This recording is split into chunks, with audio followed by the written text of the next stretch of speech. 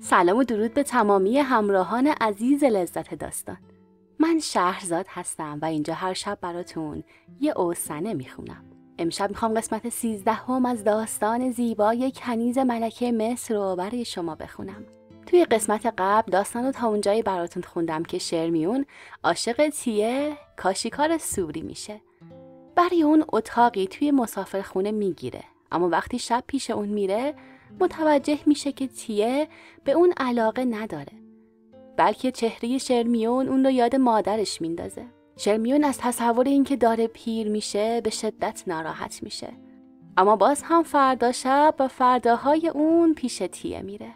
اگر میخواین ادامه داستان رو بشنوید فراموش نکنید که همین اول ویدیو رو لایک کنید و اگر من رو سابسکرایب ندارید حتما همراهیم کنید تا هر شب شنونده یکی از زیباترین افسانه‌های ایران و جهان باشی. اگر میخوای از داستان‌های دنباله‌دار کانال جا نمونی فراموش نکن که زنگوله پیج رو هم روشن کنی. بریم تا با همین داستان جذاب رو بشنویم. در مدخل کاخ سلطنتی که چون شب‌های دیگر خاموش و آرام بود، افسر نگهبان که گویی در انتظار من بود جلو آمد. در حالی که با حیرت به من خیره شده بود بی اختیار پرسید: شرمیون، تا این وقت شب کجا بودی؟ امشب برای چه دیر کردی؟ گفتم: در معبد مشغول نیایش بودم، متوجه مرور وقت نشدم. یک وقت به خود آمدم، متوجه شدم که وقت گذشته، با شتاب خود را به کاخ سلطنتی رسانیدم. افسر نگهبان از من پرسید: آیا گزمه در خیابان جلوی تو را نگرفت؟ گفتم: چرا؟ ولی من به گزمه گفتم که کنیز ملکه مصر می باشم و به احترام ملکه مرا رها کردند. افسر نگهبان گفت: شرمیون، امشب 2 مرتبه ملکه مرا احضار کرد. گفتم: مگر او نمیدانست که من برای روشن کردن شمع به معبد دیان رفتم؟ افسر نگهبان گفت: چرا؟ ولی ملکه اظهار میکرد که شرمیون نباید اینقدر تأخیر کند. نیمه شب در به معبد دیان بسته می شود. کسانی که در آن معبد هستند خارج می گردند. در حالی که من به طرف مسکن خود واقع در کاخ سلطنتی می رفتم، در فکر بودم که چگونه کلئوپاترا را قانع کنم که من در معبد بودم. اگر می گفتم که بعد از خروج از معبد گزمه مرا دستگیر کرد و نزد داروغه برد و داروغه مرا معطل نمود، ملکه مصر بیدرنگ داروغه را احضار می کرد. از وی توضیح می خواست و بازخواست می نمود که برای چه کنیز او را که از معبد مراجعت می کرد معطل کرده است. داروغه هم برای اینکه بگوید کنیز ملکه را معطل نکرده چاره نداشت جز این که حقیقت را بیان کند و بگوید که من به مسافرخانه سور رفته بودم. این برای من یک رسوایی بزرگ به وجود می آورد. عاقبت به فکر افتادم که به ملکه بگویم بعد از این که درب معبد دیان را بستند، من پشت دیوار معبد به نیایش ادامه دادم تا اینکه خدایان زودتر کلئوپاترا را داری فرزند کنند. نیایش مؤمنین پشت درب معبد دیان بدون سابقه نبود. خادمین معبد دیان برای اینکه بخوابند، همین که نیمه شب میشد مردم را از معبد خارج میکردند، درب عبادتگاه را میبستند. آن وقت کسانی که نمی توانستند دل از نیایش بکنند پشت دیوار معبد می نشستند و به راز و نیاز مشغول می شدند. بعضی از آنها تا بامداد پشت دیوار معبد راز و نیاز می کردند. خوشبختانه من وقتی وارد اتاق خود شدم کلئوپاترا خوابیده بود. من می ترسیدم که برای 3مین مرتبه در آن شب مرا احضار کند، بازخواست نماید که چرا دیر مراجعت کردم. چون می دانستم که اگر کلئوپاترا بفهمد که من آن شب را در مسافرخانه سور با یک جوان زیبا به سر بردم، خشمگین نخواهد شد، چون خود او به من گفته بود که از این موضوع متغیر نمی شود، ولی از دروغگویی من به غضب در می آمد. چون ملکه مصر از دروغ و خدعه بسیار نفرت داشت. هر یک از خدمتگزاران که دروغ می گفتند یا خدعه می کردند به مجازات می رسیدند. بعد از مجازات آنها را از کاخ سلطنتی اخراج می کردند و دیگر با آنجا راه نمی دادند. من نمی خواستم که خاتونم مرا یک زن دروغگو بداند. صبح روز بعد کلئوپاترا بعد از اینکه بیدار شد در به اتاق مرا گشود. من بیدار بودم. به من گفت: شرمیون، تو دیشب چرا دیر آمدی؟ من 2 مرتبه در به اتاق تو را باز کردم، تو اینجا نبودی. من عذری که فراهم آورده بودم به خاتون خود گفتم. او بدون اینکه دچار تردید شود عذر مرا پذیرفت. زیرا تا وقتی که دروغ و خدعه انسان کشف نشده هرچه بگوید میپذیرند، چون تصور مینمایند که راست میگوید. ولی اگر یک بار از انسان دروغ بشنوند نسبت به هرچه بگوید ذلیل میشوند، فکر میکنند که دروغ است. گفتم خاتون من، آیا با من کاری داشتی؟ کلئوپاترا گفت بله شرمیون. پرسیدم کارت چه بود؟ ملکه مصر گفت در بین تمام کنیزان من فقط تو هستی که سواد داری و کتاب خوانده‌ای و عقل تو از دیگران قوی تر است. هیچ یک از زنهایی که عهدهدار خدمتگزاری من هستند سواد ندارند. من نمیتوانم چیزی را با آنها در میان بگذارم. ولی با تو میتوان صحبت کرد و نظریه تو را راجع به بعضی از مسائل شنید. گفتم خاتون من، راجع به چه چیزی میخواهی صحبت کنی؟ کلئوپاترا گفت من دیشب خوابی دیدم. بعد از اینکه از خواب بیدار شدم درب اتاق تو را گشودم که خواب را برایت حکایت کنم، ولی دیدم که تو هنوز مراجعت نکردی. آنگاه خوابیدم. بعد از 1 یا 2 ساعت بیدار شدم. باز درب اتاق تو را گشودم. دیدم که بر نگشتی. گفتم خاتون من، خواب تو چه بود؟ آیا میل داری که اینک خواب خود را به من بگویی؟ کلئوپاترا گفت بله، به اتاق من بیا تا اینکه شرح خواب خود را برایت حکایت کنم. تو میدانی که من هر روز در وان خود بدن خود را میشویم. بعضی از روزها برای اینکه پوست بدنم نرم و سفید شود دستور میدهم که وان مرا با شیر الاغ‌های ماده پر کنند. ما در اسکندریه گدا نداریم تا اینکه بعد از خاتمه شستشوی بدن شیر وان را بین گدایان تقسیم کنند. لذا شیر آن را به باغ وحش میبرند و به جانورانی که احتیاج به نوشیدن شیر دارند میخورانند. گفتم خاتون من، این موضوع را میدانم. کلئوپاترا گفت دیشب من خواب دیدم که در وان خود که پر از شیر ماده الاغ است مشغول شستشوی بدن می باشم. اما وان من به قدری بزرگ است که شبیه به استخر می باشد. من در آن استخر به راحتی شنا می کنم. گاهی به خود می گویم که در اسکندریه آنقدر الاغ ماده هست که با شیر آن بتوان یک چنان استخری را پر کرد. بعد به خودم می گویم نه، اگر شیر تمام ماده الاغ‌های مصر را هم جمع کنند نمیتوان با آن یک استخر به آن وسعت را پر از شیر کنند. مگر یک ماده الاغ در روز چقدر شیر میدهد؟ آیا شیر یک ماده الاغ از 2 پیمانه تجاوز میکند؟ در حالی که این فکرها را میکردم و در استخر وسیع پر از شیر شنا مینمودم دیدم که ناگهان سطح استخر مستور از نیلوفر شد و نیلوفرها در یک لحظه گل دادند. رویدن نیلوفر و گل دادن آن در استخری که آب ندارد و مملو از شیر است مرا دچار حیرت نمود، چون میدانستم که در شیر هیچ گیاهی نمی روید. آنگاه نظرم به اطراف استخر افتاد. مشاهده نمودم که خدمه من اطراف استخر صف بستند و دستها را به طرف من دراز می کنند و فریاد می زنند احتیاط کن، زیرا نیلوفر به پاهای تو خواهد پیچید و خفه خواهی شد. ولی من به فریادهای آنها اعتنا نمی کردم و همچنان شنا می نمودم. در حالی که من شنا می کردم و بدون بیم از نیلوفر از یک طرف استخر به طرف دیگر می رفتم، یک پیک سوار که به تاخت می آمد از راه رسید. از اسب فرود آمد و خود را کنار استخر رسانید. توماری که در دست داشت به طرف من دراز کرد. من تومار را از دستش گرفتم و خواندم. از خواندن آن بسیار خوشحال شدم. نمیدانستم در آن تومار چه نوشتند که خواندنش مرا خوشحال کرده، اما میفهمیدم آنچه در تومار نوشته شده مربوط است به یک لذت و سعادت بزرگ و من از فکر آن سعادت خوشوقت بودم. من از فرط مسرت توجه به قاصدی که تومار را آورده بود نداشتم. همچنین خدمه خود را نمیدیدم.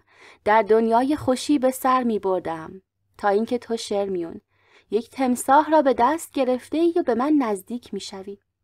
من حیرت می کردم که چگونه زنی مثل تو می تواند یک تمساح را به دست بگیرد و راه بیفتد. زیرا تو تمساح را در بغل داشتی، به قدری آن جانور برای تو سبک بود که پندار یک کودک شیرخوار را در بغل گرفته ای. در صورتی که دو مرد نیرومند هم نمی‌توانند جثه یک تمساح را بلند کنند و در بغل بگیرند. من هنوز از استخر پر از شیر خارج نشده بودم. تومار را در دست داشتم و مثل این بود که رطوبت شیر در آن تومار اثر ندارد و مرکب آن را زایل نمی کند. وقتی تو با سوسماری که در بغل داشتی کنار استخر آمدی، من هم از استخر خارج شدم. نمی توانم بگویم چرا از استخر خارج شدم. شاید به مناسبت این که شستشوی بدن خاتمه یافته بود از استخر بیرون آمدم. همین که از استخر خارج شدم تو شرمیون، سوسماری را که در بغل داشتی به طرف من پرتاب کردی. وقتی تمساح به طرف من پرتاب شد دهان خود را باز کرده بود. همین که تمساح به طرف من پرید من از شدت وحشت فریاد زدم. تمساح که دهان باز کرده بود به من حمله ور شد، مرا گزید و من از شدت درد فریاد زدم و از فرط وحشت از خواب پریدم. این بود شرح خواب من. اینک از تو شرمیون که زنی هستی با سواد و دارای اطلاع. میخواهم که خواب مرا تعبیر کنی. من قدری سکوت کردم. برای اینکه خوابی که خاتون من دیده بود یک خواب برجسته محسوب میشد.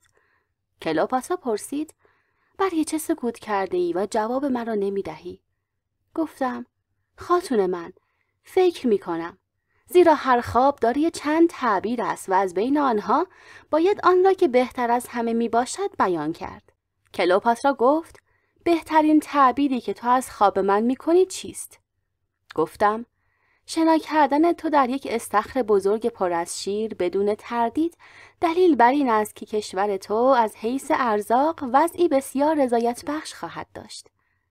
نیلوفرهایی که در سطح استخر دیدی مشکلاتی است بسیار کوچک و بدون اهمیت که برای تو پیش خواهد آمد. ولی آن اشکالات نخواهند توانست که رونق و فراوانی کشور تو را از بین ببرند. اما آن قاصد که از راه رسید و توماری به دست تو داد و تو از خواندن تومار مزبور خوشوقت شدی بدون اینکه بدانی مضمون آن چیست، نشانی ازدواج است. تو شوهر خواهی کرد و بر اثر ازدواج خوشوقت و سعادتمند خواهی شد. کلئوپاترا گفت: شرمیون، من شوهر کردم. شوهر من پادشاه مصر است. گفتم: خاتون من، تو خود گفتی که میل نداشتی با شوهرت ازدواج کنی. ازدواج تو با او اجباری بود برای اینکه به وصیت پدرت عمل کرده باشی. آن هم بعد از اینکه دیگران اصرار کردند حاضر به این زناشویی شدی. اما زناشویی آینده تو اختیاری خواهد بود و تو از روی رضا و رغبت با مردی که دوستش خواهی داشت وصلت خواهی کرد. زیرا آنچه سبب خوشبختی و سعادت ملکه‌ای چون تو می شود چیزی جز ازدواج نیست. کلئوپاترا گفت: بسیار خوب، اینک قسمت آخر خواب مرا که مربوط به خودت می باشد تعبیر کن. آن تمساحی که تو در بغل گرفته بودی چه معنی می دهد؟ برای چه آن تمساح را به طرف من انداختی؟ گفتم: خاتون من، تو می دانی که در قاموس تعبیر خواب تمساح نشانی خوشبختی است. در هر خوابی که تمساح دیده شود باید آن را یک خواب خوب دانست. پس اگر من تمساح را به طرف تو پرتاب کردم دلیل بر این است که چیزی به تو دادم که نیکبختی می باشد. شاید دیان نظر من را قبول کرده و تو دارای فرزند خواهی شد. هر قسمت از خواب ملکه مصر را درست تعبیر کردم. آنچه به او گفتم همان بود که از خواب وی استنباط می شد. ولی قسمت آخر خواب او را درست تعبیر نکردم. ترسیدم که حقیقت را بگویم. انداختن تمساح از سوی من به ملکه مصر علامتی خطرناک بود. نشان میداد که روزی خواهد آمد که من برای ملکه مصر یک خطر بزرگ به وجود خواهم آورد و آن خطر مهلک خواهد بود. خوشوقت بودم که ملکه مصر خواب خود را قبل از من به کسی نگفت و تعبیر خواب را از دهان دیگری نشنید. چون اگر یک معبد دیگر خوابش را تعبیر می کرد به او می گفت پرتاب کردن تمساح از طرف شرمیون به سوی او و اینکه تمساح او را گزیده است حاکی از این می باشد که روزی شرمیون او را به هلاکت خواهد رسانید. هر لحظه که فکر می کردم روزی خواهد رسید که من خاتون خود را به هلاکت خواهم رسانید از فرط وحشت می لرزیدم. به خود می گفتم محال است که من بتوانم کلئوپاترا ملکه مصر را به قتل برسانم.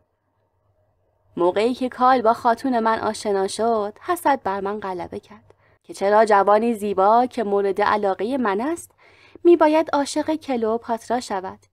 برای چه ملکه مصر او را به سوی خود جلب کرد؟ ولی در آن موقع هم من به فکر نیفتادم که خاتون خود را به قتل برسانم تا اینکه نتواند جوانی را که مورد علاقه من می باشد به خود اختصاص بدهد. در این صورت چگونه ممکن است که من به دست خیش در صدد قتل کلئوپاترا برایم؟ طوری وحشت بر من غلبه کرد که نمی توانستم آرام بگیرم. اطمینان داشتم یک بلای بزرگ در راه است. روزی خواهد رسید که من خاتون خود را به قتل خواهم رسانید. فقط به یک ترتیب ممکن بود که من آن بلا را که در راه بود دور کنم. آن این که به معبد دولف بروم، در آنجا 5 روز مشغول نیایش باشم و از خدایان بخواهم که آن بلا را از من و کلئوپاترا دور کنند. طوری وحشت بر من غلبه کرد که شب بعد پس از رفتن به مهمانخانه سور در اتاق تیه زیاد توقف نکردم. بعد از ساعتی برگشتم. پسر جوان حیرت کرد که چرا من به زودی برمیگردم، اما من به او گفتم که ملکه منتظر مراجعت من است. با من کار دارد و نمیتوانم او را در انتظار بگذارم. اگر اختیار خود را داشتم بیدرنگ راه معبد دولف را پیش میگرفتم، ولی نمیتوانستم بدون اجازه خاتون خود به معبد دولف بروم. ناگزیر بودم آنقدر در اسکندریه بمانم که 10 شب به اتمام برسد تا ملکه مصر بداند که من 10 شب متوالی به معبد دیان رفتم و برای اینکه وی باردار شود در آنجا شمع روشن کردم. تا شب 10 هر شب به بهانه این که در معبد دیان شمع روشن کنم از کاخ سلطنتی خارج می شدم. خود را به مهمانخانه سور می رسانیدم. 1 یا 2 ساعت با تیه به سر می بردم و آنگاه به کاخ سلطنتی بر می گشتم. شب آخر به تیه گفتم من فردا شب نخواهم آمد، برای اینکه مدت اجازه‌ای که خاتون من برای خروج از کاخ سلطنتی به من داده بود به سر رسید. من دیگر نمی توانم از کاخ خارج شوم. تیه گفت ولی من به تو عادت کردم. تو اولین زنی هستی که مرا مورد محبت قرار دادی. به همین جهت میل دارم که باز تو را ببینم و ساعات شب را با تو بگذرانم. گفتم تیه، خاتون من مسافرتی در پیش دارد. چون در هر مسافرت مرا با خود میبرد، بدون شک این بار هم مرا با خود خواهد برد. اگر تو به وطن خود سوریه نرفتی و در مصر ماندی، بعد از مراجعت از مسافرت تو را در اسکندریه خواهم دید. اگر مسافرت کردی و به سوی وطن خود ره سپار شدی، دیدار من و تو بسته است به پیشامدهای آینده. اگر تو در اسکندریه ماندی، در همین اتاق سکونت کن. من کرایه اتاق را تا هنگام مراجعت خود به صاحب مسافرخانه میپردازم. منظورم این است که بعد از مراجعت از سفر من بتوانم تو را در این مسافرخانه پیدا کنم. چون اسکندریه بزرگترین شهر جهان است، در این شهر اگر انسان از محل سکونت 1 نفر مطلع نباشد، نمیتواند وی را پیدا کند. ممکن است کسانی با هم دوست باشند، مدت چند سال در این شهر به سر ببرند، بدون اینکه بتوانند یکدیگر را ببینند. من بعد از مراجعت از سفر به این مسافرخانه خواهم آمد. اگر دیدم تا اینجا هستی که باز شبها را با یکدیگر به سر خواهیم برد. هرگاه تو را ندیدم، هر شب قبل از اینکه خواب بر من غلبه کند، تو را به خاطر خواهم آورد. همانطور به یادت خواهم بود تا اینکه خوابم ببرد. آیا تو هم به من وعده می دهی که بعد از مراجعت به سوریه، شبها گاهی قبل از اینکه خواب بر تو غلبه کند به یاد من باشی؟ آیا تو می دانی که قبل از تو هیچ مردی انگشت خود را روی لبهای من نگذاشته بود؟ آیا می دانی که تو اولین جوانی هستی که کف دست خود را روی شانه من گذاشتی؟ تیه گفت شرمیون، تو اولین زن بودی که با من آشنا شدی. گفتم تیه، من انتظار ندارم که تو همه وقت به یاد من باشی، زیرا تو خیلی از من جوانتر هستی. بعد از اینکه به سوریه مراجعت کردی، دختران زیبای آن کشور به سوی تو خواهند آمد. پس از اینکه تو آنها را دیدی، مرا فراموش خواهی کرد. ولی چون تو اولین مردی بودی که با من آشنا شدی و من هم به گفته تو اولین زنی بودم که با تو آشنا گردیدم، مرا به کلی از خاطر نبر. بدین ترتیب در شب آخر من از تیه جدا شدم. به کاخ سلطنتی مراجعت کردم. من مطمئن بودم که اگر تیه را نبینم و او به وطن خود سوریه مراجعت کند، هرگز وی را فراموش نخواهم کرد. امروز هم که سنوات عمر من به مرحله‌ای رسیده که ممکن است خدایان عنقریب مرا احضار کنند، باز تیه را فراموش نکردم. از صبح روز بعد خود را آماده کردم که به معبد دولف بروم و مدت 5 روز در آنجا مشغول نیایش باشم تا اینکه خدایان قضا و قدر را تغییر بدهند و وضعی به وجود نیاید که من مجبور شوم خاتون خود کلئوپاترا را به قتل برسانم. از اسکندریه تا معبد دولف 6 روز راه بود. مدت 3 روز با کشتی به طرف قسمت اولیای رودخانه نیل می رفتند و 3 روز دیگر بعد از خروج از کشتی به وسیله تخت روان یا الاغ راه می پیمودند یا اینکه سوار اسب می شدند. به خاتون خود گفتم در آخرین شبی که در معبد دیان مشغول نیایش بودم به خواب رفتم. در حالت رویا دولف را دیدم. به من گفت اگر می‌خواهی که خاتون تو به زودی باردار و آنگاه دارای فرزند شود به معبد من بیا.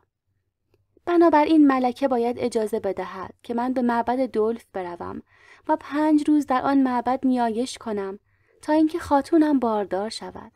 ولی کلئوپاترا به مناسبت اینکه عادت کرده بود پیوسته مرا در خدمت خود ببیند موافقت نمی‌کرد که من به معبد دولف بروم. من هم که به مناسبت خواب وحشت‌آور کلئوپاترا آرام نداشتم، هر روز لزوم مسافرت خود را در معبد دولف یادآوری می‌کردم. عاقبت کلئوپاترا از اصرار من به تنگ آمد. بیان که در باطن راضی به مسافرت من باشد، موافقت کرد که من به معبد دولف بروم. به من پول داد، نامه‌ای نوشت و به من سپرد که در راه به حکام مصر نشان بدهم تا آنکه پس از خروج از کشتی برای من وسیله نقلیه‌ای فراهم کنند و در خود معبد دولف از من به خوبی پذیرایی کنند. بدانند که من کنیز مخصوص ملکه مصر هستم و با زائرین دیگر فرق دارم. من از اسکندریه با کشتی به راه افتادم. راه جنوب را پیش گرفتیم. ضمن مسافرت با کشتی واقعی که قابل ذکر باشد روی نداد. بعد از 3 روز کشتی ما کنار ساحل توقف کرد. من از کشتی قدم بر زمین نهادم. از یکی از سکنه پرسیدم خانه حکمران کجاست؟ آن شخص منزل حکمران را به من نشان داد. من نزد او رفتم. نامه ملکه مصر را به او نشان دادم. او همین که دانست که من شرمیون کنیز ملکه هستم، از من خواهش کرد که شب را در خانه‌اش به سر ببرم. روز بعد 2 الاغ سفید رنگ و قوی هیکل آوردند که یکی از آنها اختصاص به سواری من داشت و الاغ دیگر را غلام حاکم سوار شد. حاکم به غلام سپرد که مرا به معبد دولف برساند، آنقدر آنجا بماند تا زیارت من تمام شود و آنگاه با همان الاغ‌ها مراجعت کنیم. قبل از حرکت حاکم از من پرسید آیا برای هزینه رفتن و برگشتن احتیاج به پول دارم یا نه؟ گفتم نه، من از اسکندریه به قدر کافی پول با خود آوردم، احتیاج به پول ندارم. سپس به راه افتادیم. غلام حاکم که با من به معبد دولف میرفت سیاه پوستی بود از سکنه سودان. حاکم در دوره کودکی او را از سودان به مصر آورده غلام خود کرده بود. غلام سودانی زبان یونانی میدانست. بدون اشکال با وی صحبت میکردم. از وی پرسیدم آیا آن سال را که سیاه پوستان از جنوب مصر هجوم آوردند و خود را به اسکندریه رسانیدند به خاطر داری؟ غلام سیاه گفت بله، در آن سال هم من غلام حاکم بودم و با او به سر می بردم. بعد از اینکه سیاه پوستان هجوم آوردند، حاکم گریخت خود را به شمال مصر رسانید. من نیز خود را به شمال مصر رسانیدم. گفتم آیا از زندگی خود نزد حاکم راضی هستی یا نه؟ مرد سیاه پوست گفت ای خاتون من، چگونه یک غلام می تواند از زندگی خود راضی باشد؟ گفتم من خاتون نیستم بلکه کنیز می باشم. غلام گفت من از حاکم شنیدم که تو کنیز مخصوص ملکه مصر هستی. بین کنیزی تو و غلامی من خیلی فرق وجود دارد.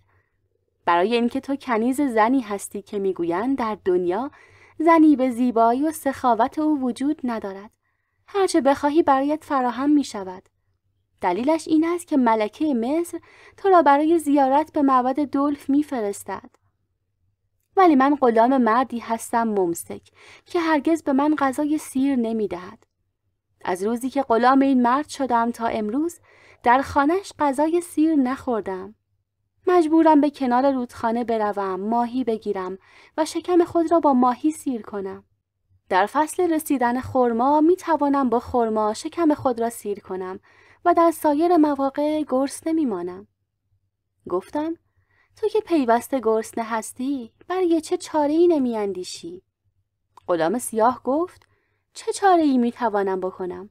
اگر بگریزم مرا دستگیر می کنند و به قتل می رسانند. اگر بخواهم خود را آزاد کنم می باید پول تهیه کنم. من در خانه حاکم هرگز نخواهم توانست آنقدر پول تهیه کنم که خود را از ارباب خریداری کنم. هیچ کسی هم یافت نمی شود که مرا از این ارباب خریداری کند تا اینکه در خانه ارباب دیگر لااقل غذای سیر بخورم و گرسنه نمانم. گفتم چون من یک کنیز هستم نمی توانم تو را خریداری کنم. ولی بعد از اینکه به اسکندریه مراجعت کردم شرح حال تو را به بعضی از درباری ها خواهم داد. به آنها خواهم گفت که تو را خریداری کنند تا اینکه دارای ارباب بهتری شوی. روز سوم بعد از حرکت از کنار شط نیل به معبد دلف رسیدیم.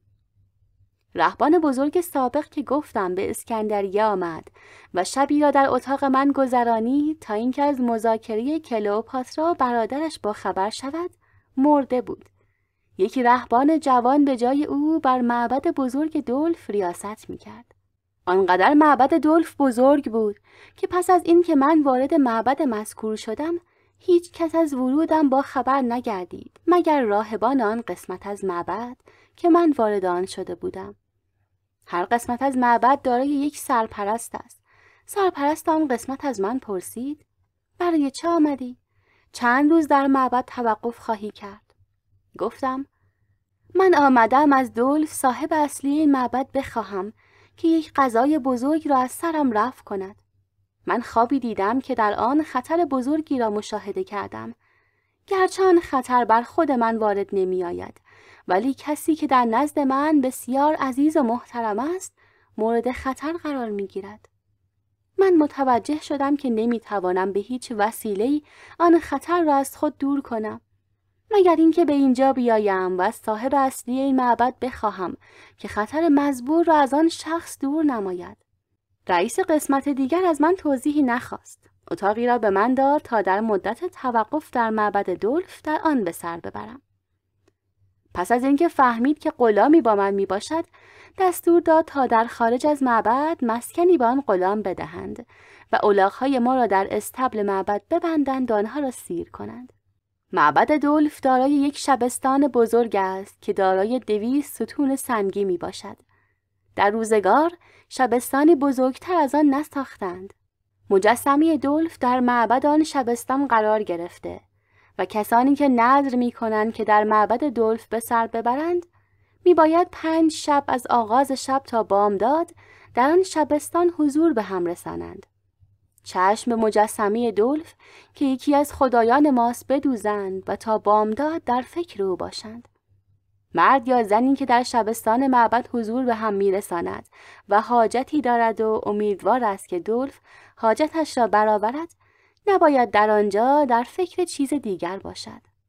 فکر کردن به بعضی از احتیاجات واقعی زندگی مثل غذا خوردن مجاز است، اما نباید افکار دیگر به مخیله زائر خطور کند. اگر کسی برای زیارت و رفع حاجت به معبد دلف می رود و در شبستان آن معبد به امور مربوط به خانه خود فکر کند، حاجتش روا نخواهد شد. بیان که منظورش برآورده شود از آن معبد خارج خواهد گردید.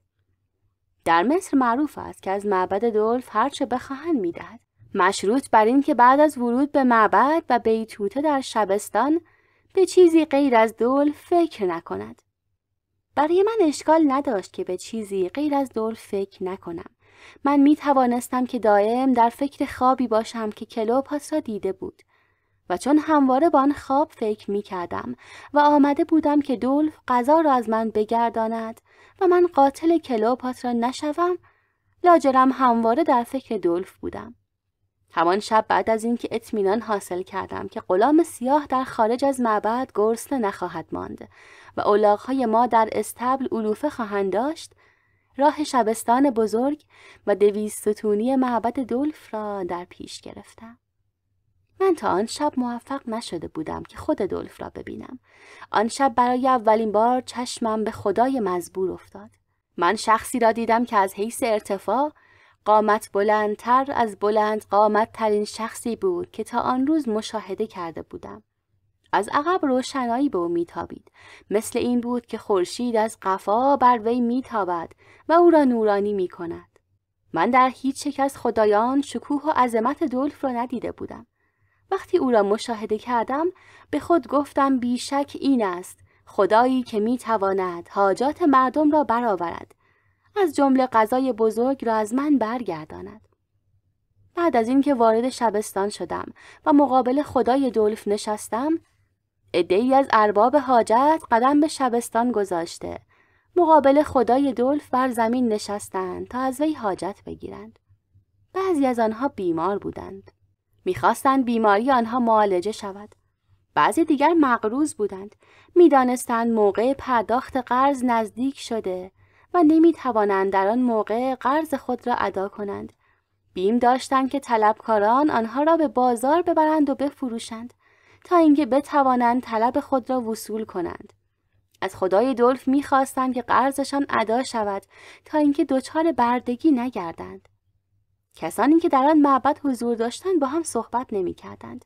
حاجات آنها از درخواست‌هایی که از خدای دولف می‌نمودند مفهوم می‌شد، چون اکثر آنها با صدای بلند حاجات خود را از خدای دولف می‌خواستند.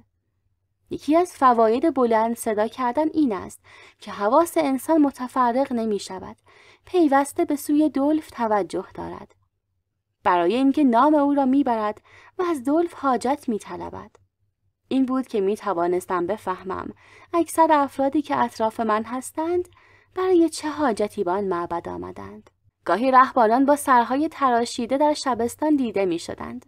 آنها کسانی بودند که برای انجام وظیفه در شبستان حضور به هم می‌رسانیدند. تراشیدن سر رسمی است که از کاهنان مصری به رهبانان ما سرایت کرد. در قدیم رهبانان معابد یونان سر را نمی‌تراشیدند. بعد از اینکه اسکندر مصر را گرفت و یونانی‌ها وارد مصر شدند و سلسله بطالسه که یونانی بودند در مصر سلطنت کرد، به تدریج 1/3 از رسوم معابد مصری وارد معابد یونانی شد. از جمله رهبانان عادت کردند که مثل کاهنان مصری سر را بتراشند و روغن معطر بر سر بمالند. رهبان کسی است که ترک دنیا می کند، یعنی تعهد می کند که با زن معاشر نباشد. اما امروز در مصر رهبان به معنای کسی که ترک دنیا کرده مفهوم واقعی ندارد، زیرا در معبد دولف و هر معبد دیگری که در آنجا راهب وجود دارد، تمام چیزهایی که در زندگی عادی هست مثل خوراک و پوشاک موجود می باشد. رهبانان ما به خصوص در معبد دولف، آنطور که من دیدم، بهتر از کسانی که در معبد به سر میبرند غذا میخورند و لباس گرانبها میپوشند.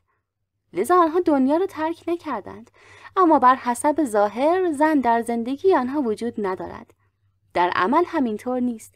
من خود از دهان راهب بزرگ معبد دولف که به اسکندریه آمده بود شنیدم که وی با زنها معاشرت میکرد. اما معاشرت راهبان معبد دولف با زنها از عظمت خدای دولف نمیکاهد.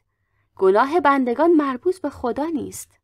بعد از اینکه مدتی از شب گذشت، کسانی که با صدای بلند از دولف حاجت می‌خواستند سست شدند، زیرا خواب بر آنها چیره شد. به همین جهت گاهی یکی از راهبان معبد بانگ برمی‌آورد: ای گروه مستمندان به گوش باشید، خواب شما را نرو باید، زیرا اگر به خواب روید اجر خیش را از دست خواهید داد. کسی که برای نذر به اینجا می آید نباید در موقع شب زنده‌داری بخوابد. بعد از این گفته ارباب حاجت با صدای بلند از خدای دلف درخواست می‌کرد که حاجتشان را برآورد. از این جهت صدا را بلند می‌نمودند که خوابشان نبرد. بعضی از اوقات هم یکی از ارباب حاجت برای خیرخواهی برمی‌خواست. کسانی را که چرت می‌زدند تکان می‌داد و آنها را بیدار می‌کرد. وادارشان می‌کرد که با صدای بلند از دلف درخواست کنند که حاجتشان را اجابت کند. ولی من خوابم نمی‌برد. حتی چرت هم نمی‌زدم. برای اینکه در کاخ سلطنتی اسکندریه به بیخوابی عادت کرده بودم. نمی‌گویم که هیچ شبی در آن کاخ نمی‌خوابیدم. ولی اگر خدمت من ایجاب می‌کرد که بعضی از شب‌ها بیدار بمانم، ناراحت نمی‌شدم و می‌توانستم تا صبح بیدار باشم. بعضی از شب‌ها هم کلئوپاترا مرا بیدار می‌کرد.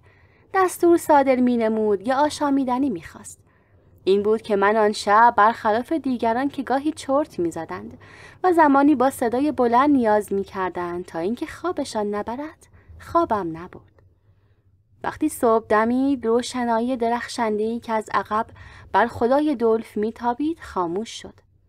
همان موقع پرده‌ای خدا را از نظر ما پنهان کرد. دانستیم که شب زنده‌داری خاتمه یافته است و باید از شبستان خارج شویم. من از شبستان خارج شدم. به اتاقی که در معبد داشتم رفتم و خوابیدم، چون میدانستم که در ساعات روز وظیفه‌ای ندارم. ولی بعد از اینکه شب فرا رسید باید شب زنده‌داری را تجدید کرد. در آن بامداد وقتی به اتاق خود میرفتم که بخوابم، به خود مژده میدادم که خدای دلف حاجت من را روا خواهد کرد. قضا و قدر را تغییر خواهد داد و دست من هرگز به خون خاتونم کلئوپاترا آلوده نخواهد شد. عظمت خدای دلف مرا تحت تاثیر قرار داده بود. نوری که از عقب بر او می‌درخشید او را در نظرم بزرگتر از آنچه می‌اندیشیدم جلوه می‌داد. من مطمئن بودم خدایی که آنقدر بزرگ و نورانی است، محال است که حاجت یک مستمند را که از روی صدق و اخلاص به سوی او رفته روا نکند. در شب اول هیچ از فکر خدای دلف فارغ نبودم. تصمیم داشتم که در 4 شب دیگر به همان ترتیب رفتار کنم و بی انقطاع در فکر خواب کلئوپاترا باشم تا اینکه بتوانم خدای دلف را همواره ناظر و حاضر بدانم. وقتی از خواب بیدار شدم آفتاب به وسط آسمان رسیده بود. من از اتاق خود خارج شدم. معبد را از نظر گذرانیدم. در معبد عده‌ای کثیر از راهبان بودند، اما زائرین دیده نمی شدند. من فهمیدم از این جهت زوار معبد دلف به چشم نمی رسند که اکثر آنها در خارج از معبد سکونت دارند. شب زنده‌داری وارد معبد می شوند و بامداد به مساکن خود واقع در خارج از معبد می روند. معبد دلف فقط زوار محترم را داخل معبد جا می داد. افراد عادی را نمی پذیرفت. از این جهت مرا داخل معبد جا دادند که دانستند من کنیز ملکه مصر هستم. من برای اطلاع از وضع زندگی غلامی که با من آمده بود از معبد خارج شدم. او را دیدم که مقابل سفره‌ای گشوده نشسته است و به غذا خوردن مشغول می باشد. وقتی مرا دید از شعف بانگ زد، برخاست، اغذیه سفره را به من نشان داد و گفت: نگاه کن چقدر غذا به من دادند. من برای اولین بار پس از اینکه غلام شدم غذای سیر می خورم. میدانم که تو اگر توصیه نمی کردی به من غذای خوب و فراوان بدهند، این همه غذای لذیذ به من نمی دادند. به غلام سیاه گفتم: تا وقتی که ما در این معبد هستیم هر روز و هر شب تو از این غذا خواهی خورد. بعد از اینکه مراجعت کردیم باز من تو را سیر خواهم کرد تا اینکه به اربابت برسی. از آن پس چون از تو جدا می شوم و با کشتی به اسکندریه می روم تعهدی در مورد غذای تو نمی نمایم. نمیدانم آیا اربابت تو را سیر خواهد کرد یا نه. غلام سیاه گفت: مطمئن باش که اربابم مرا سیر نخواهد نمود. اگر تو بعد از مراجعت به اسکندریه کاری نکنی که دیگری مرا خریداری کند و از این ارباب خسیس نجات بدهد، من تا آخرین روز زندگی گرسنه خواهم ماند. آنگاه به معبد مراجعت کردم. برای خود من غذا آوردند، زیرا موقع صرف طعام بود. ولی بعد از اینکه کنار سفره نشستم نتوانستم غذا بخورم، در صورتی که اشتهای من در آن روز خوب بود. تصور می کردم که زیاد غذا می خورم و هرگز خود را در مقابل غذا بی اشتها ندیدم. هیچ جای من درد نمی کرد که تصور کنم ناخوش هستم و هیچ نوع احساس کسالت دیگری در خود نمی نمودم. این بود که فکر کردم بیمیلی من نسبت به غذا غیر عادی است. من خیال می کنم بیمیل هستم در صورتی که میل زیاد به غذا دارم. لقمه‌ای از غذا برداشتم و به دهان بردم، ولی همین که طعم غذا به دهانم رسید حال تهوع به من دست داد. بعد از ساعتی خادم معبد آمد تا سفره را برچیند. مشاهده کرد من غذا نخوردم. خادم به من گفت: شرمیون، برای چه غذا نخورده ای؟ آیا غذاها مطابق سلیقه تو نیست؟ گفتم: من این غذاها را دوست می داشتم. تا امروز از این اغذیه می خوردم. ولی امروز یک حال غیر عادی در خود احساس می کنم. وقتی لقمه را به دهان می برم، حال تهوع به من دست می دهد. خادم گفت: آیا میل داری که پزشک معبد را نزد تو بفرستم؟ پرسیدم: مگر این معبد پزشک دارد؟ خادم گفت: معبد ما دارای پزشکی است که بهترین طبیب مصر می باشد. در تمام مصر طبیبی به حاذقی او نیست. چون تو مهمان معبد هستی و کنیز ملکه می باشی، به رایگان از طرف او مداوا خواهی شد. گفتم: من مریض نیستم تا او مرا مداوا کند. خادم گفت: نخوردن غذا از بدترین مرض هاست. باید آن را معالجه کرد. بدون شک تو ناخوش می باشی که نمی توانی غذا بخوری، ولی از ناخوشی خود اطلاعی نداری. گفتم: آیا من باید نزد طبیب بروم یا اینکه طبیب نزد من خواهد آمد؟ خادم گفت: من به او اطلاع می دهم که نزد تو بیاید. بهتر این است که همین موقع که سفره غذا گسترده است تو را معالجه نماید. من میل نداشتم که پزشک معبد دولف مرا معالجه کند، چون خود را بیمار نمی دانستم. برای اینکه دل خادم را که میخواست به من خدمتی بکند نشکنم، موافقت کردم که پزشک بیاید. او رفت و با پزشک که مردی بود رهبان و سال خورده و خنده‌رو مراجعت کرد. وقتی پزشک وارد اتاق شد، نظری به من و نظری به سفره انداخت. خنده کنان گفت: ای زن که از راه دور برای زیارت خدای دولف آمده ای، تو را چه می شود؟ کجای بدنت درد می کند؟ گفتم: هیچ قسمت از بدن من درد نمی کند. پزشک گفت: آیا تب داری؟ گفتم: نه. طبیب گفت: نبض خود را به من بده تا بفهمم که آیا تب داری یا نه. من دست خود را به طرف آن راهب دراز کردم. وی نبضم را گرفت و گفت: تو تب نداری. هیچ جای بدنت هم درد نمی کند. برای چه از خوردن این غذاهای لذیذ که من در این سفره می بینم خودداری می کنی؟ گفتم: وقتی لقمه را به دهان می برم و طعم غذا را احساس می کنم دچار حال تهوع می شوم. پزشک قطعه ای از نان را که با انگبین شیرین شده بود به من داد. گفت: بخور. من نان به دهان بردم. همین که جویدم طعم شیرین نان را احساس کردم. طوری دچار حال تهوع شدم که لقمه از دهانم روی سفره افتاد. آنگاه پزشک قطعه ای از گوشت را از روی سفره برداشت و به دستم داد که تناول کنم. من گوشت را به دهان بردم. همین که طعم آن را چشیدم دچار تهوع شدم. لقمه را از دهان بیرون آوردم. پزشک گفت: ای زن، بیا تا من چشمای تو را ببینم. من به او نزدیک شدم. او دو چشم مرا به دقت نگریست و گفت: ای زن، تو بیمار نیستی، بلکه باردار هستی. نفرت تو از غذا به مناسبت بارداری است، ولی این تنفر موقتی می باشد. بعد از اینکه شکمت بزرگ شد احساس بارداری خواهی کرد. به پزشک گفتم: ممکن نیست که من باردار باشم. موقعی که پزشک معبد به من گفت که باردار هستم، خادم معبد در اتاق حضور نداشت. گفت و شنود من و آن پزشک را در مورد بارداری نشنید. من باور نمی کردم که باردار شدم، تا اینکه پزشک به من گفت: هر زنی می داند که در وجود او بعضی از عوارض در فواصل معین تکرار می شود. هرگاهان عوارض تکرار نگردند دلیل بر این است که زن باردار شده. آیا در وجود تو آن عوارض تکرار می شوند یا نه؟ گفتم: نه. پزشک گفت: در این صورت چگونه تو می گویی که باردار نیستی؟ من تصور می کنم خدای دولف حاجت تو را برآورده. زیرا بعد از این که از اینجا مراجعت نمودی می توانی به شوهرت مژده بدهی که باردار می باشی. من یقین دارم که این اولین فرزند توست، چون اگر فرزند اول تو نبود تو می فهمیدی که باردار هستی. ضرورت نداشت که به یک پزشک مراجعه کنی. گفتم من بعد از مراجعت از اینجا نمی توانم به شوهرم مژده بدهم که باردار شدم، برای اینکه شوهر ندارم. پزشک گفت از این قرار تو بدون اینکه شوهر داشته باشی باردار شده‌ای. گفتم بله. پزشک پرسید و لابد اکنون می ترسی که اگر مردم بفهمند طفل تو بدون پدر است تو را مورد تحقیر قرار بدهند. گفتم من از مردم بیم ندارم، فقط از یک نفر می ترسم. پزشک اظهار کرد وقتی خادم معبد نزد من آمد گفت که تو کنیز ملکه مصر هستی و برای نذری که داری به این معبد آمده ای. من این موضوع را فراموش کرده بودم. لابد شخصی که تو از آن میترسی ملکه مصر است.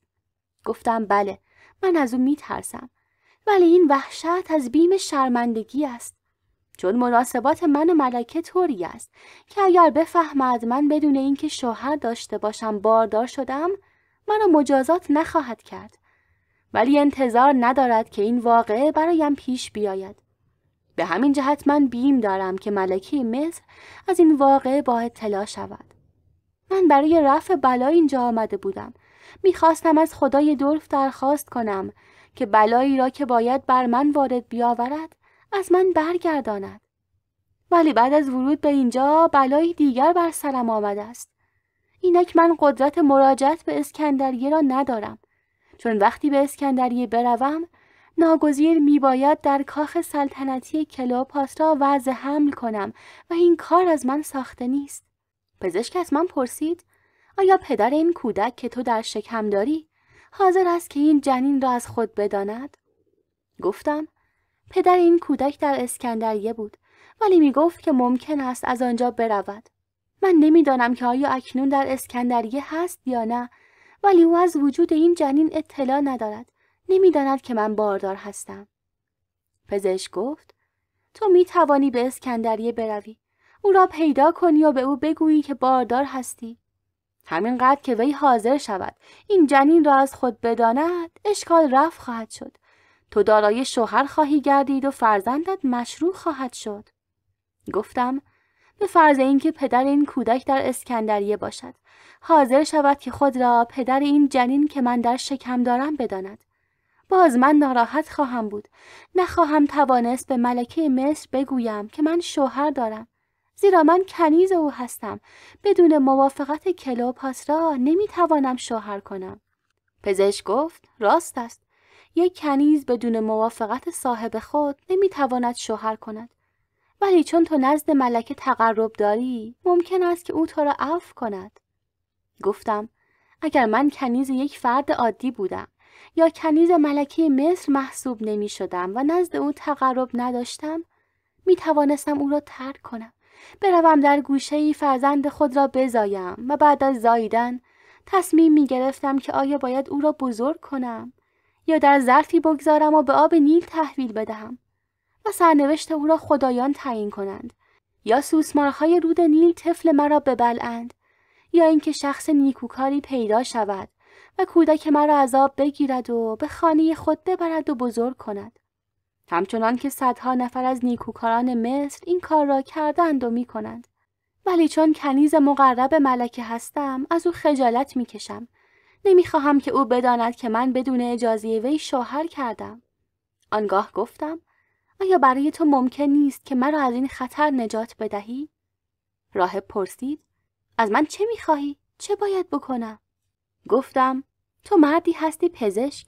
پزشکان در مصر خیلی کارها می توانند بکنند، از جمله قادرند که سقط جنین نمایند.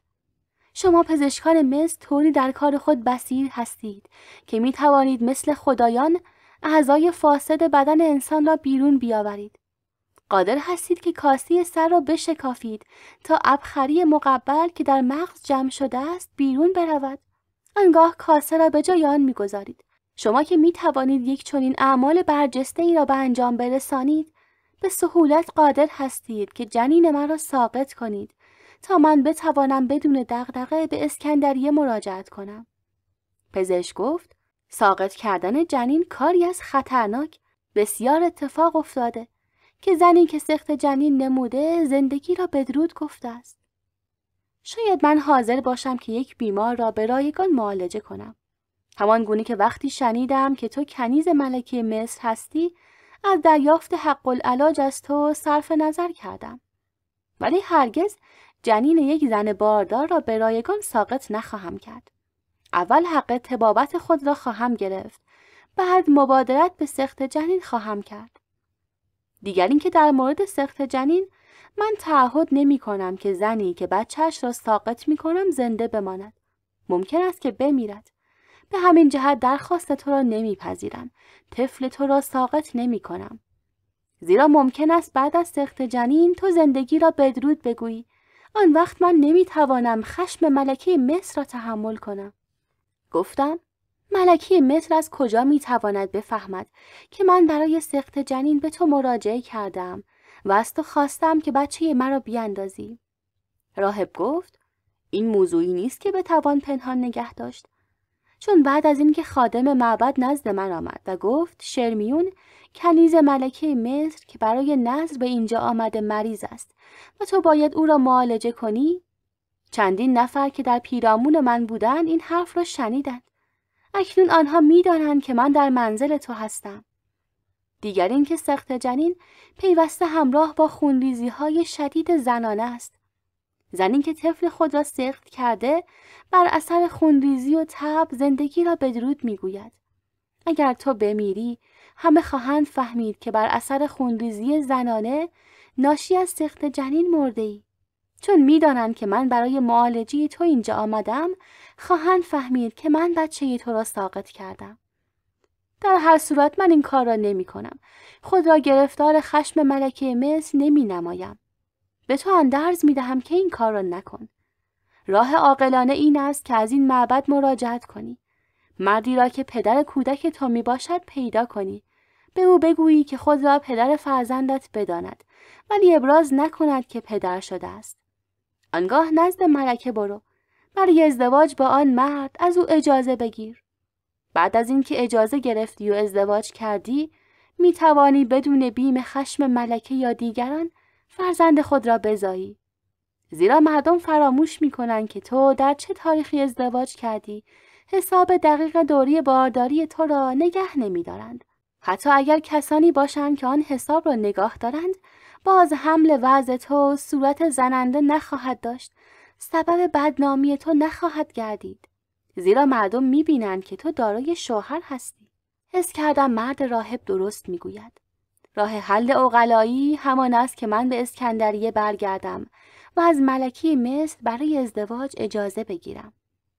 ادامه توقف من در آن معبد بیفایده و همچنین بیمورد بود. زیرا کسی که در معبد دلف بیتوته می کند و عبادت می نماید شب تا صبح فقط باید در فکر خدای دلف باشد. اگر فکرش متوجه چیز دیگر شود حاجتش برآورده نخواهد شد. لیکن من نمی توانستم حتی یک لحظه فکر خود را از مسئله بارداری خود منصرف نمایم و در فکر خدای دلف باشم. این بود که عزم کردم روز دیگر از آن معبد به اسکندریه مراجعت کنم. معلوم است که آن شب من به شبستان خدای دلف نرفتم چون رفتن به آنجا مورد نداشت. صبح روز بعد برای خداحافظی نزد مردی که رئیس آن قسمت از معبد محسوب میشد رفتم.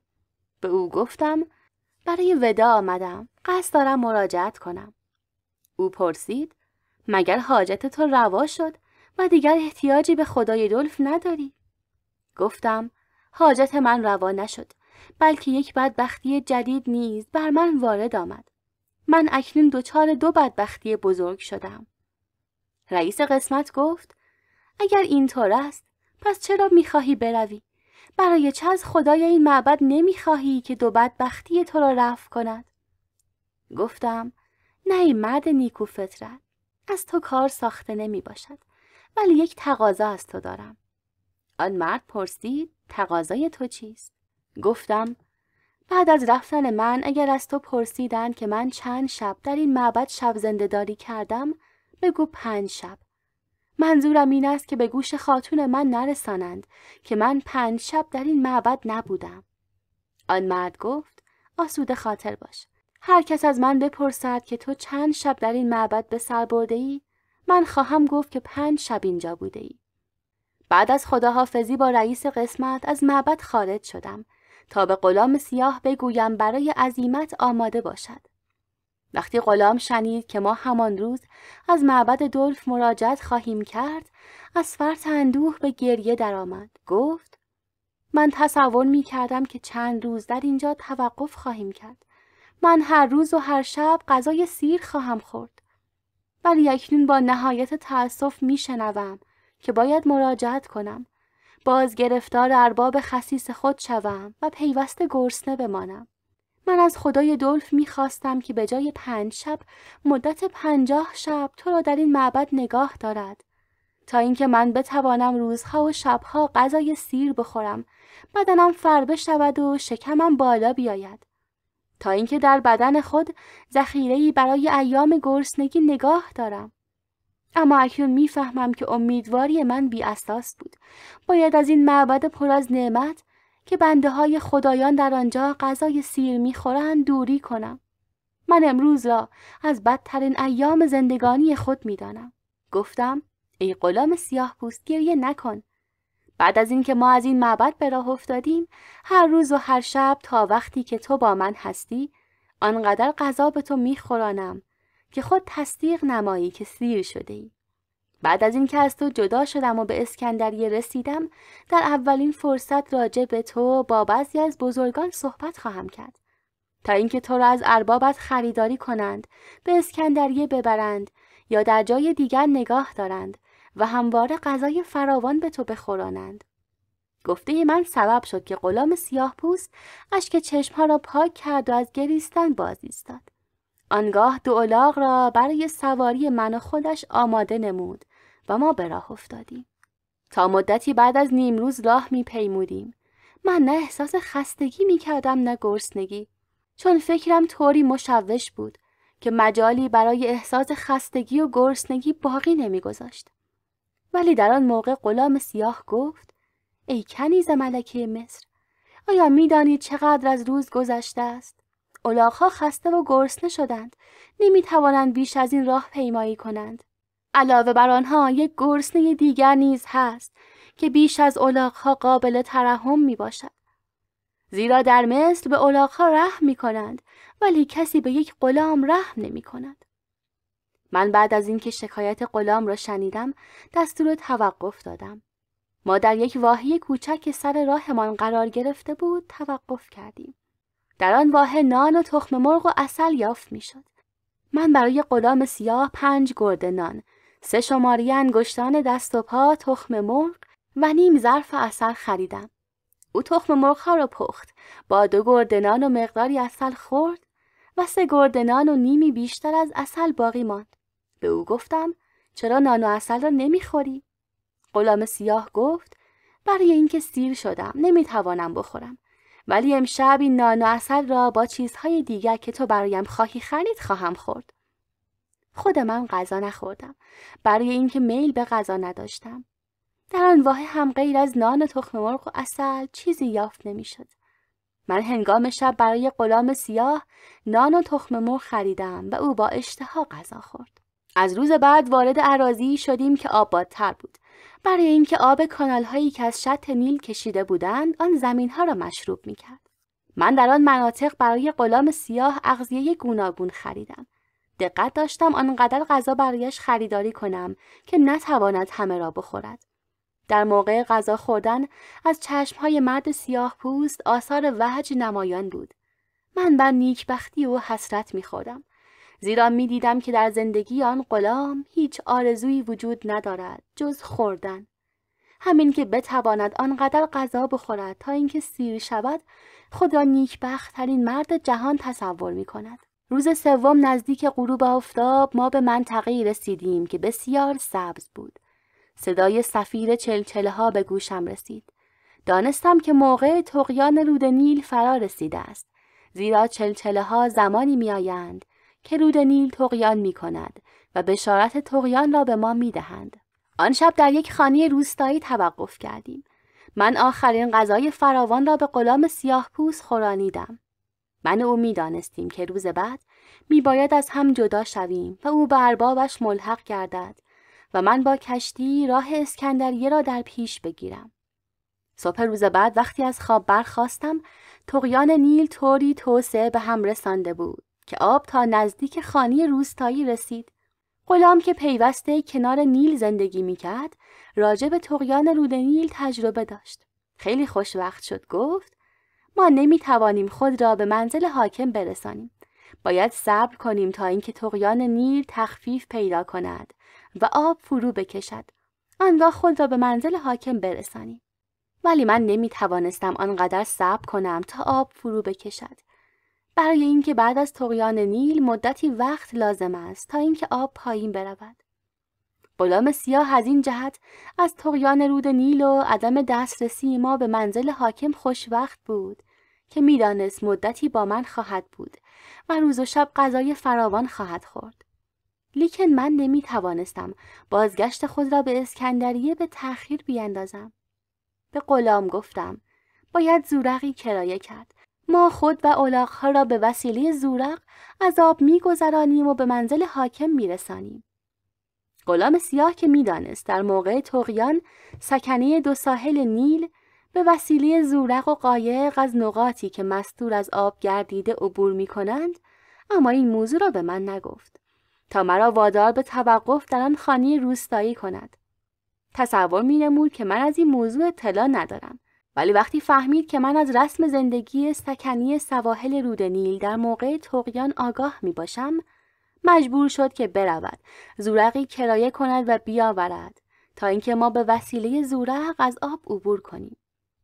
غلام بعد از اینکه زورق آورد، 4 پایان را وارد زورق کرد. آنگاه ما سوار شدیم. راننده زورق با چوبی بلند که در دست داشت، زورق را به راه انداخت. طرز به راه انداختن زورق این بود که چوب را به قعر آب، یعنی به زمین، تکیه میداد. فشار می آورد و زورق پیش می رفت.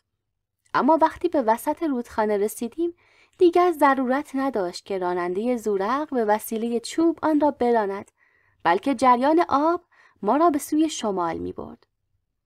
وقتی به خانه حاکم رسیدیم، دیدیم از آب پر است. ولی منزل حاکم را مثل تمام سواحل نیل روی ستونهای عمودی بنا کرده بودند، به طوری که در موقع طغیان رود نیل آب خانه ها را ویران نمی کرد. حاکم محل به من گفت صبر کنم تا اینکه آب نیل فروکش نماید و بعد عازم اسکندریه شوم. گفتم: من باید زودتر خود را به اسکندریه برسانم، چون با کشتی حرکت می کنم. طغیان آب مسافرت را دچار اشکال نخواهد کرد. وقتی من سوار کشتی می شدم که به اسکندریه بروم، غلام سیاه می گریست. می گفت: می ترسم که مرا فراموش کنی. من به او گفتم: تو را فراموش نخواهم کرد. بعد از ورود به اسکندریه راجع به تو با بزرگان مذاکره خواهم کرد تا تو را خریداری کنند. آنگاه به راه افتادم. کشتی ما بدون اشکال به تبعیت از جریان آب رودخانه نیل به طرف شمال می رفت.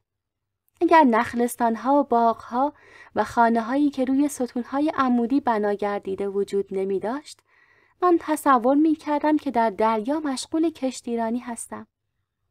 برای اینکه به هر طرف که نظر می انداختم آب می دیدم. ولی وجود درخت‌ها و خانه‌ها و زورق‌ها و کشتی‌های شطی که روی نیل حرکت می کردند و صدای چلچله‌ها نشان می داد که من در یک رودخانه مشغول راهپیمایی هستم. همراهان عزیز لذت داستان، امیدوارم که از شنیدن این داستان لذت برده باشید. فراموش نکنید که نظرتون راجع به این داستان حتما برام کامنت کنید. روز و روزگار بر شما خوش.